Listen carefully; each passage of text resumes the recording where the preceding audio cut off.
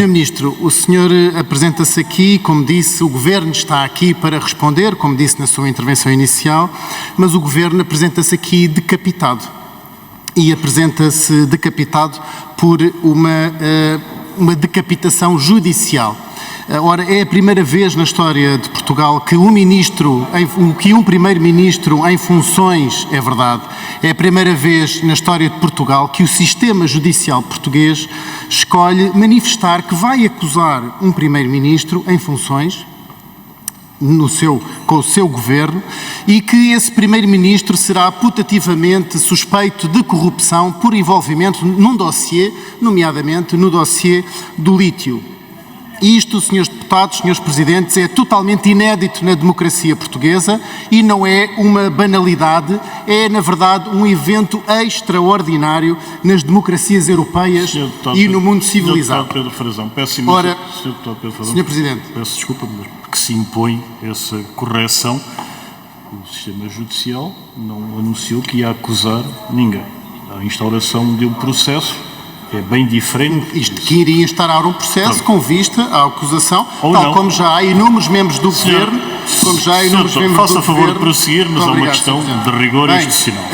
Sr. Presidente, eu estou no uso da minha palavra e posso escolher as palavras que bem aprouver e, portanto, é isso que se está a passar hoje em dia em Portugal. Já vários ministros, nem vou falar na quantidade de ministros e secretários de Estado deste Governo que já foram indiciados ou que estão como arguídos, mas, de facto, o Governo está aqui decapitado. E, portanto, tal como a bancada do PS tantas vezes utiliza o argumento da inutilidade superveniente para chumbar os meus requerimentos nesta Comissão, na Comissão de Saúde, eu penso que hoje, se calhar, também aqui, a presença do Sr. Ministro está revestida de uma total inutilidade superveniente, porque, de facto, estamos aqui a discutir um orçamento que já passou. E é um orçamento que já passou, mas que vale a pena falar dele. Olha, como diz o poeta, vale sempre a pena se a alma não é pequena e, portanto, eu acredito que as nossas almas, de facto, não são pequenas, portanto, vamos lá ao debate. O Sr. Ministro veio aqui também dizer que apresenta um inquestionável reforço, foram as suas palavras. Mas, Sr. Ministro, a saúde, de facto, neste orçamento, apresenta apenas o segundo menor aumento e não tinha um peso tão baixo desde 2020. Aliás, quando, no mês passado, o Sr. Ministro das Finanças apresentou o orçamento, disse que a saúde ia ter um reforço de 1.200 milhões de euros. Afinal, quando veio o documento, vimos que esse reforço era apenas de 800 milhões para 2024 e que 570 desses vinham diretamente do PRR. Portanto, o reforço cifra-se apenas em 5,7%. Portanto, há aqui um truque orçamental, Sr. Ministro. Este valor que, de facto, está inscrito no orçamento está abaixo daquilo que o Sr. Ministro das Finanças anunciou e, além disso, é também que pode-se qualificar como uma mentira fiscal, porque o aumento da despesa consolidada, que não tinha sido orçamentado nos anos anteriores, no ano 2023, foi anunciado como um valor alto e, de facto, verificamos que 1,2 mil milhões de euros é menor que 2022, que foi só de 1.000 milhões, e de 2021, que foi 1,3 mil milhões. Portanto, está abaixo dos anos anteriores. Portanto, o que o Sr. Ministro estava a tentar esconder é que, de facto, o aumento é muito pouco e gostava que nos explicasse, de facto, o que é que nós podemos ter aqui. Outra coisa que gostava que nos explicasse tem a ver com a despesa não consolidada. É que a despesa consolidada da saúde é de 42,3 mil milhões de euros. 42,3 mil milhões de euros, dos quais quase 36,8 mil milhões de euros são referentes a hospitais e clínicas, e a despesa com o pessoal vai aumentar apenas 377 milhões de euros. Ora, desta forma, existe uma subida de 98% do valor orçamental que está alocado totalmente ao SNS. Gostava que nos explicasse estes valores, Sr. Ministro da Saúde, e como é que pode vir aqui tentar anunciar um inquestionável reforço na saúde, quando de facto o que ele tinha era uma diminuição. Muito obrigado. Muito obrigado, Srs. Presidentes. Sr. Ministro, obrigado por confirmar que, de facto, o peso do Orçamento da Saúde no Orçamento Geral do Estado diminuiu. De facto, era isso que nós queríamos que confirmasse e foi isso que dissemos até no debate geral do Orçamento de Estado e que tentaram contrapor, mas de facto é a verdade e a verdade vem sempre ao de cima. O Sr. Ministro disse há pouco também que iria existir, caso este orçamento fosse aprovado, já sabemos que este orçamento está neste momento dentro do caixote do lixo do Parlamento, mas disse que havia uma autonomia, iria existir uma autonomia e uma gestão de recursos humanos. Sr. Ministro, nós sabemos que, por muito que escrevam que vai acabar as cativações e que vão dar essa independência dos recursos humanos, iriam continuar sempre a existir os vetos de gaveta do Ministério das Finanças, do Sr. Medina, do Sr. Ministro das Finanças, Fernando Medina, que aliás até tem vindo a ser chamada à colação pelas próprias entidades sindicais e federações que querem fazer as negociações diretamente com o Ministro das Finanças e não com o Sr. Ministro, porque dizem que o Sr. Ministro não está devidamente capacitado para responder às suas demandas. Portanto, não existia de facto essa garantia da autonomia de gestão de recursos humanos, até porque quando o Sr. Ministro anuncia essa autonomia, dando o exemplo das OLS, olha, não sei se sabe, mas esta semana a OLS da Guarda, a OLS da Évora e a OLS de Matosinhos estão exatamente também com constrangimentos de encerramento dos seus serviços de urgência, exatamente por constrangimentos de recursos humanos que não têm capacidade para contratar com a devida independência e por isso estão também no grande bolo dos mais de 40 hospitais com encerramentos naquele que é o mês mais negro do SNS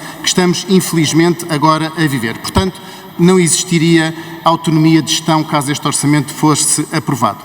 Depois, também gostava de lhe falar sobre esse relatório que o Sr. Ministro falou sobre o relatório da OCDE que foi publicado ontem. O que o Sr. Ministro se esqueceu de dizer foi que nesse relatório estava expresso que em Portugal o acesso à saúde está abaixo da média da OCDE e que, portanto, apontava também para que os custos dos utentes seriam o principal problema. Aliás, esse próprio relatório dizia que Portugal superava a média da OCDE nos indicadores-chave em apenas 24%. Portanto, em apenas 24% dos indicadores da OCDE é que Portugal se coloca bem. E mais, dizia que em relação aos profissionais de saúde e recursos humanos, Portugal tem 5,6 médicos por 1000 habitantes, ou seja, está acima da média da OCDE, que é 3,7. E isto acaba por vir desconstruir aquela narrativa que o seu governo e a sua bancada de apoio têm vindo a trazer a público, que é há poucos médicos em Portugal. Não há poucos médicos em Portugal. Há uma má gestão dos recursos humanos médicos que existem em Portugal e por isso é que eles ontem fizeram o enterro do SNS. Os seus colegas, Sr. Ministro, os seus colegas médicos, fizeram uma urna com o enterro do SNS. Mal sabiam eles que hoje estaríamos a enterrar o governo, mas de facto é isto que se passa nas ruas, é o descontentamento dos médicos e também o descontentamento dos utentes, porque eu gostava de lhe mostrar aqui uma cara de uma portuguesa que se chama Cláudia Biscaia Fraga, que veio aqui a este Parlamento liderando uma grande petição do movimento oncológico ginecológico para vir pedir um medicamento que é o Niraparib para o cancro ginecológico. Uma mulher que representa milhares de mulheres com cancro que não têm acesso a um medicamento para o cancro ginecológico, ao contrário de gêmeas brasileiras que veio para Portugal e têm acesso a medicamentos de 4 milhões de euros. Portanto, gostava de saber o que é que o Sr. Ministro diz a estas mulheres que vêm aqui ao Parlamento pedir acesso à inovação no cancro ginecológico e não têm acesso e vêm estas notícias de brasileiros. Muito obrigado. Muito obrigado, Srs. Presidentes. Sr. Ministro, o Sr. Ministro apresenta-se aqui fazendo parte de um governo decapitado e demitido, mas em vez de se apresentar com alguma humildade e responder com retidão aos senhores deputados, veio aqui e continua a utilizar a sua arrogância de superioridade moral e ataca a nossa honestidade intelectual, quando é a sua própria credibilidade que está em causa, Sr. Ministro. E quando o senhor nos vem atacar por não respeitarmos a separação de poderes, isso realmente tem muita graça. Olha, faça um exercício. Vá ao Google e escreva assim: António Costa, interferência na Justiça no caso Casa Pia, e vai ver as escutas do seu primeiro-ministro, agora demissionário, a tentar interferir num processo judicial da maior importância do nosso país. Portanto, portanto, é absolutamente caricato que nos venha acusar de não saber distinguir entre o Poder Executivo e o Poder Judicial.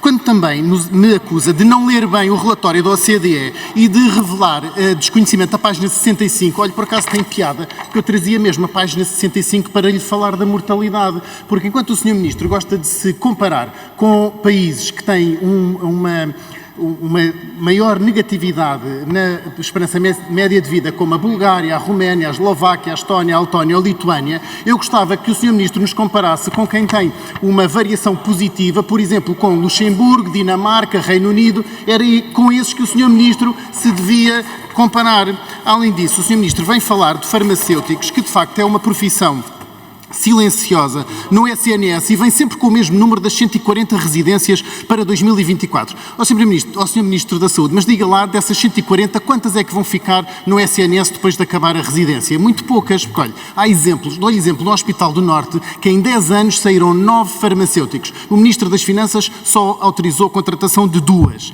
No Hospital de Santa Maria estão também a sair farmacêuticos. No Hospital de Lisboa, que era uma PPP, que o Sr. Ministro pode saber qual é, perdeu 6 farmacêuticos. Portanto, existe também uma enorme demanda de farmacêuticos do SNS. Sabe porquê? Porque a tabela remuneratória desta classe não é revista desde 1999 e os farmacêuticos estão em greve. Já fizeram 2 greves este ano e o Sr. Ministro vem aqui dizer que os farmacêuticos estão muito bem no SNS. Sr. Ministro, por amor de Deus, tenha algum decoro. Morrem pessoas no SNS por falta de farmacêuticos, só que isso não vai para as notícias porque os farmacêuticos não são visíveis. E, portanto, o Sr. Ministro devia atender não só aos médicos, como também aos enfermeiros, aos farmacêuticos, aos técnicos hospitalares, aos técnicos de diagnóstico e todas as profissões que no SNS neste momento estão totalmente com falta de empenho porque não se veem bem reconhecidas pelo Ministério. E o Sr. Ministro vai ficar realmente neste Ministério que está à frente há um ano como o coveiro do SNS, como os próprios médicos trazem